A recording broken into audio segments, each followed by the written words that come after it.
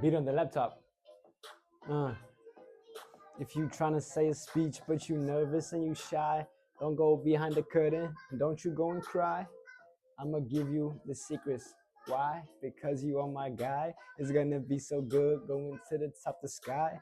We gonna be famous, rich. Yeah, we going to the sky. Ooh, this is a fire beat. Those are some fire bars. And I'm rich thanks to public speaking. I got some fire cars. Not really, but without you even knowing, I just gave you this video in a nutshell. I gave you the answer on how to be more confident in a speech. What's the title? What if I told you being confident for your next speech was simpler than you thought? It really is. It was just that, right there. Let me explain. So I'm Luca, I'm 18, I've already delivered speeches in front of 2,000 people, I've won public speaking competitions and received standing ovations. Public speaking is what I like. I read up on it, I say it, I speak it, I live it. So today, let me just cut the chase and give you the secret. So when I was competing in a public speaking competition, many of them, it's not like one particular instance, but I always had a friend of mine who wasn't a public speaker, who didn't compete, he was just a friend, a buddy, essentially. A really good one, though. But he was always there for me, and he always came to watch, he always came for the vibes, he always came to support. And what him and I would do, I didn't even listen to the other kids' speech, to the other people competing. I didn't really care, because that would not be to my benefit. It would simply just make me think, hey, is my speech good enough? Are my skills good enough? Am I sharp enough? I was completely naive, ignorant to everyone else's speech, to the competition. And that was actually to my benefit. Because what I was doing with my buddy outside is we would just be chilling outside, playing music, having beats, freestyling, laughing, giggling, talking about other little drama which has nothing to do with the problem I face at the moment. I'd be telling him my speech, he'd be hyping me up, I'd be hyping myself up, we'd be laughing, we'd be giggling, we'd be singing, we'd be jumping and jiving and talk as if it was lunch, like a lunch break. Meanwhile, I'm about to say a speech in the finals, which I'm very nervous for. And there's an unprepared component, which I've been training a month for, which I'm not exactly prepared to do well in.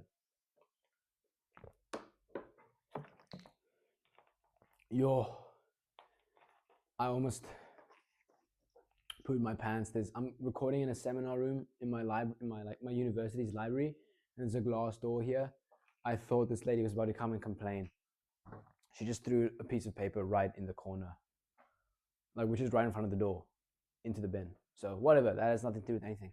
But essentially, what I was doing every time I was with my buddy outside and we'd be jumping around and laughing as if it was a lunch break, is we'd be entering.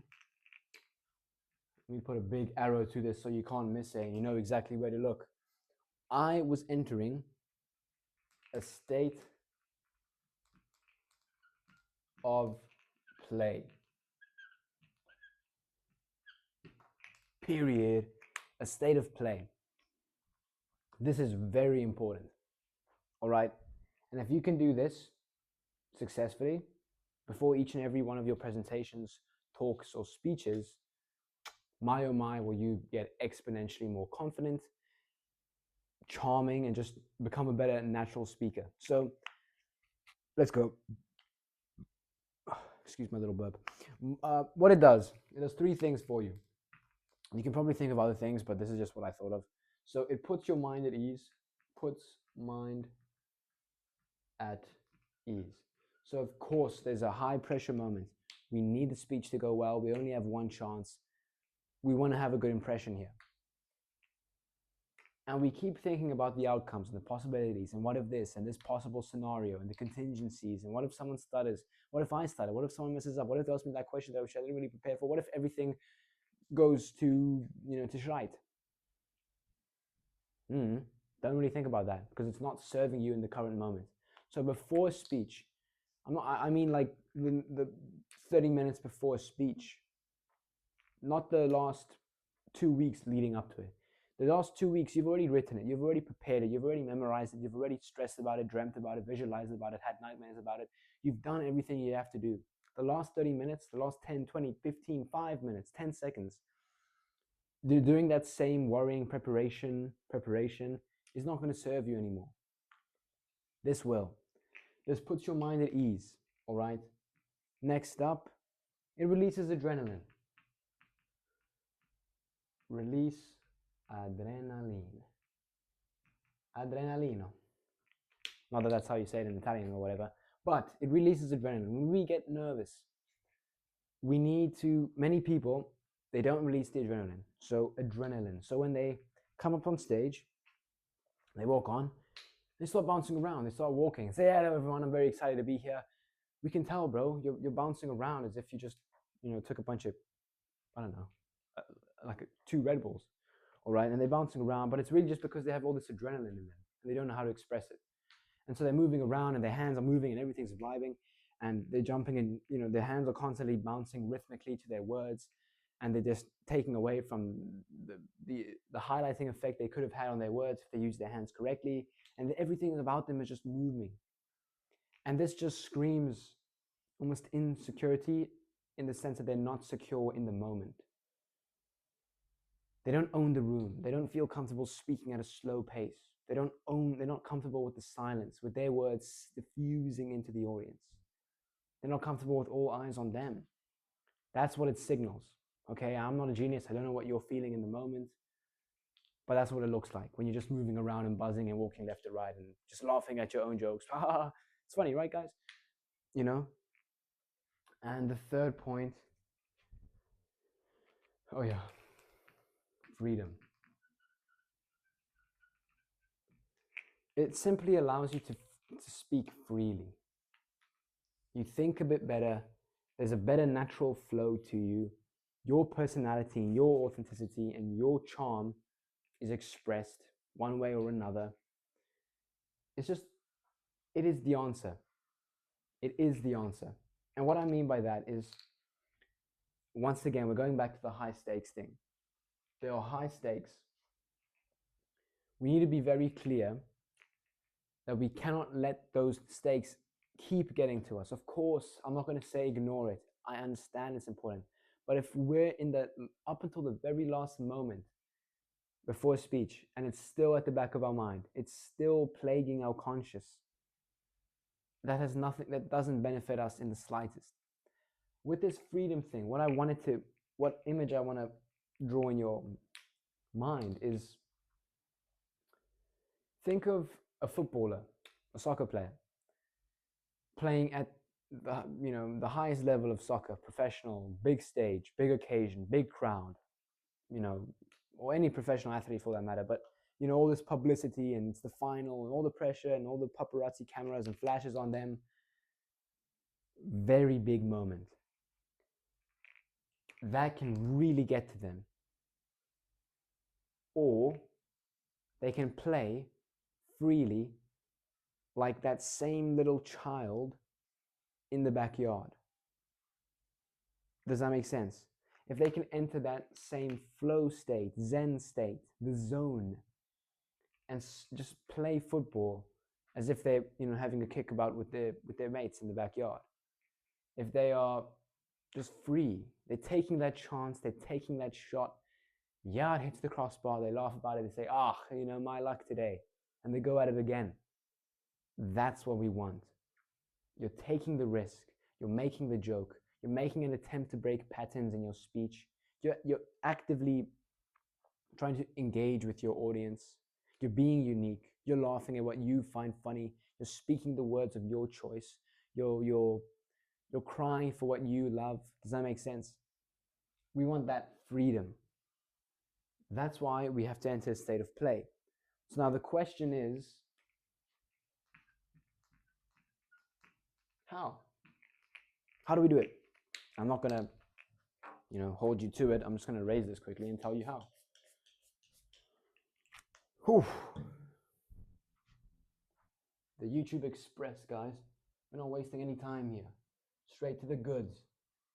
I have a link in the description It probably says like free resources or free storytelling cheat sheet or something. Um, please just check it out. It's just, I just want to talk to my viewers. If you want any more tips or help or personal ways to apply this theory in the video, it's all about practice and implementation at the end of the day. Check the link in the description because it's free and I've got time on my schedule now to help you, and I actually really want to help, you know? It sounds like it's weird and there's something in it for me. Not at the moment, so check it out if you want, but no biggie if you don't. All right, let's go to how we do this. It's pretty simple, all right? What do you do on your lunch breaks? Okay, hopefully not going, like, think of anything but go on your phone, all right?